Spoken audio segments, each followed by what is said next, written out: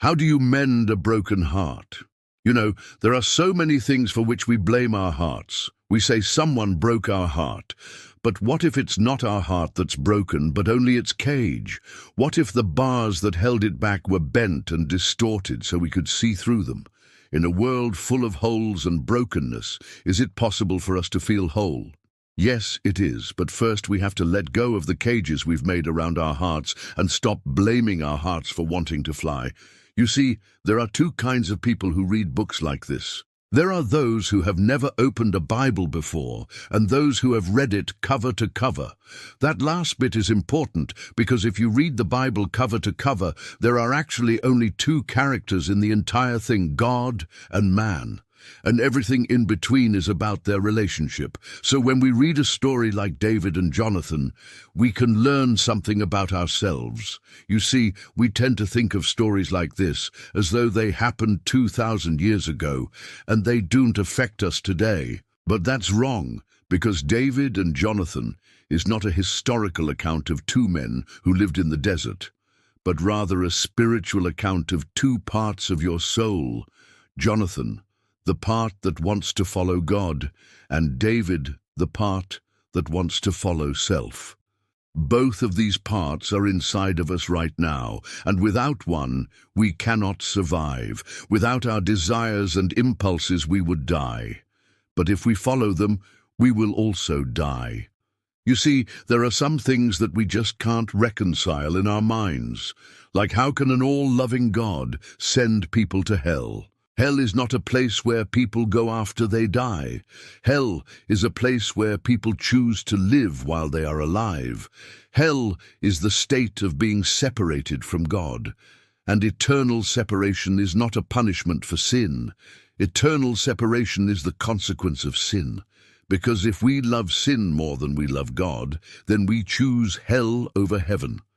And here's the amazing thing.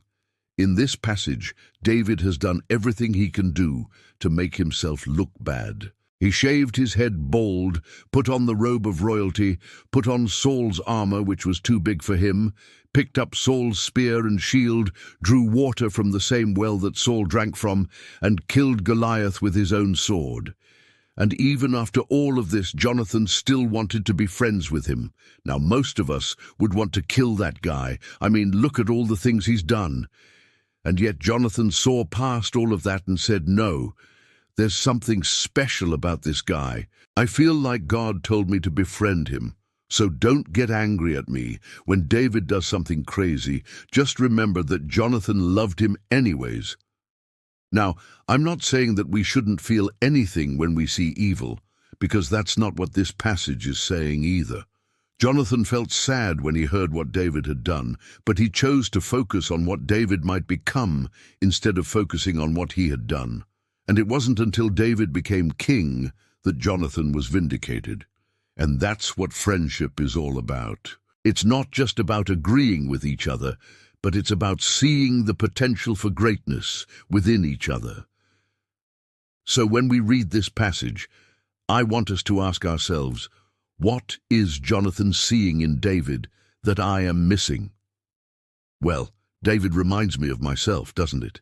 A young, naive kid who thinks he can take on the world by himself. And he thought he could defeat Goliath by himself, but he needed Jonathan to help him first. In order to slay Goliath, David needed a friend to give him 5 smooth stones and a sling to help him defeat Goliath. And that's what we need to realize. Our strength isn't in our weaknesses, but in our friends. But Jonathan didn't just see David's potential, he also saw his own limitations. He knew that he couldn't be king, but he could help David become king. And that's why he befriended him. Jonathan knew that he could help David get to the throne, but he couldn't sit on the throne himself. This is the greatest lesson we can learn from this passage, that sometimes the best thing you can do for someone is to pave the road for them without walking on it yourself. When Jonathan gives David the stones and the sling, he's giving him the tools to succeed, he's giving him the resources to win the battle. But he's not getting involved in the battle himself. Some people call this enabling, but I prefer to call it equipping. It's like giving someone the keys to the car without expecting them to drive it. You're giving them the opportunity to drive it themselves. Now, I know that some of us are thinking, but I don't have any friends like that. Well, guess what? You have the Holy Spirit. And if you're not experiencing the Holy Spirit in your life, then I suggest you pray the prayer at the end of this video, because the Holy Spirit is the best friend we could ever ask for. He's always there for us. He never lets us down. And he's the one who equips us for the battles that we face every day. Now, David doesn't understand why Jonathan is helping him, but he accepts the help anyways. And that's what we need to do. Sometimes God will help us even when we don't understand why. Just accept the help and move forward. Don't try to question God's motives. Trust that He has a reason.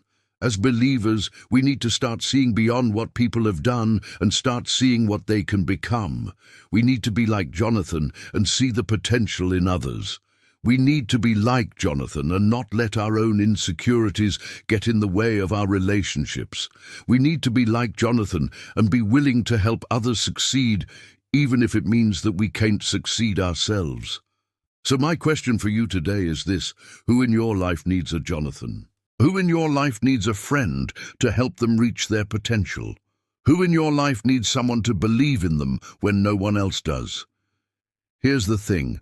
Being a true friend doesn't mean agreeing with everything someone says or does. It means seeing the good in them even when they can't see it themselves. It means being honest with them, even if the truth hurts.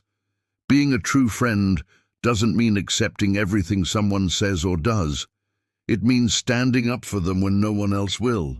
It means defending them when they can't defend themselves. Being a true friend doesn't mean putting up with everything someone says or does.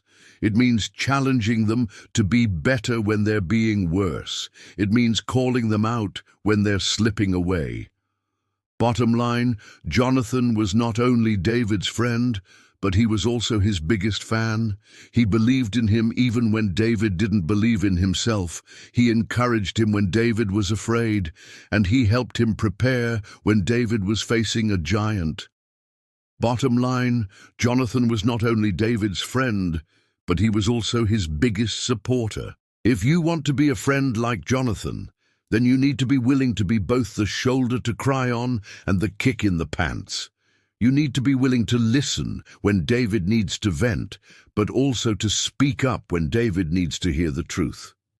In conclusion, I want us to remember that life is hard, and sometimes it feels like the world is against us. Sometimes it feels like we're facing giants all on our own. But the truth is, we're not. We have friends who love us and want to see us succeed. We have a God who believes in us even when we don't believe in ourselves. So never give up, never walk away from God, never walk away from your friends, and never walk away from the truth. You know, when I was younger, I used to think that Christians were supposed to be perfect. I mean, that's what I saw in church. Everyone seemed so perfect and so holy, and I felt like I was the only one who was messed up. But the truth is, I'm not the only one who's messed up. We're all messed up. We all have our own giants to face, and sometimes we need a friend to help us prepare. So my challenge for you today is this: be a friend to someone who needs a friend. Be a shoulder to cry on. Be a kick in the pants. Most importantly, be a light in the darkness. Well, that's it for today. If you enjoyed this video and would like to see more videos like it, please subscribe and leave a comment below with your thoughts on the message. I appreciate each and every one of you who takes the time to watch these videos. Your support means more to me than you know. And I hope that you have a great week ahead. Thank you, and God bless.